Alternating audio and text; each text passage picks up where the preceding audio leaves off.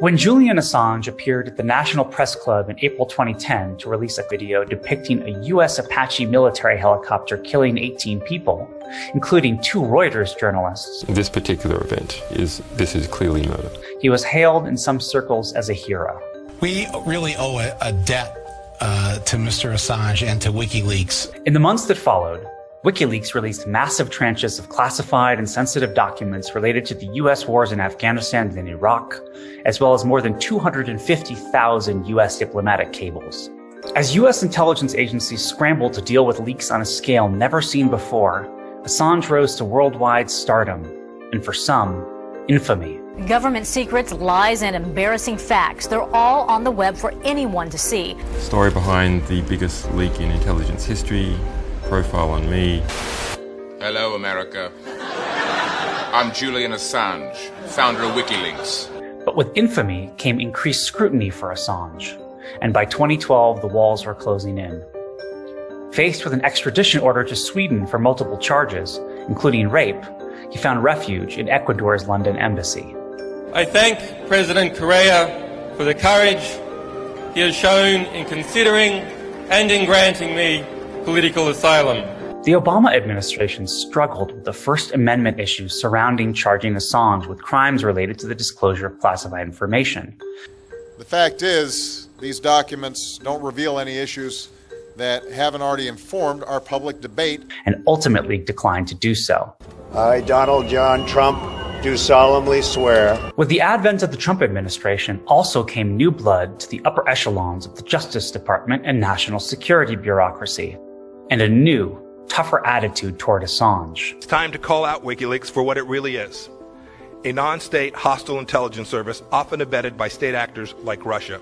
This antagonism only intensified when WikiLeaks started publishing ultra-secret CIA hacking tools in March 2017.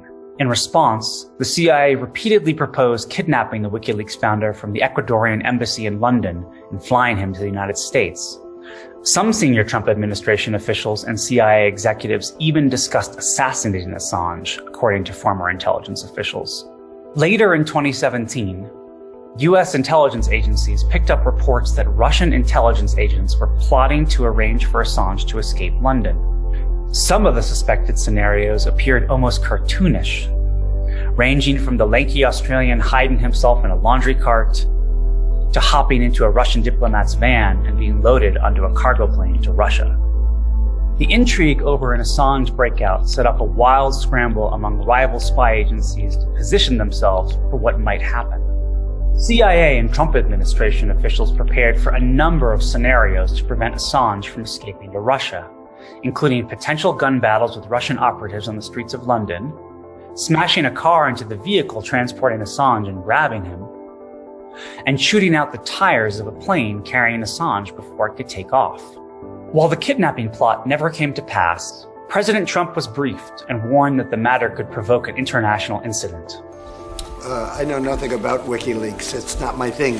Other officials, including Attorney General Jeff Sessions, who was, quote, very, very anti-Assange, argued that Assange's case was best handled through overt legal channels. The Attorney General will be involved in that, and he'll make a decision. By 2019, the Swedes had dropped their investigation into Assange, but the WikiLeaks founder had also worn out his welcome in the Ecuadorian embassy. Exactly 9 years and 6 days after his first appearance at the National Press Club in Washington, D.C., Assange was evicted and released into British custody.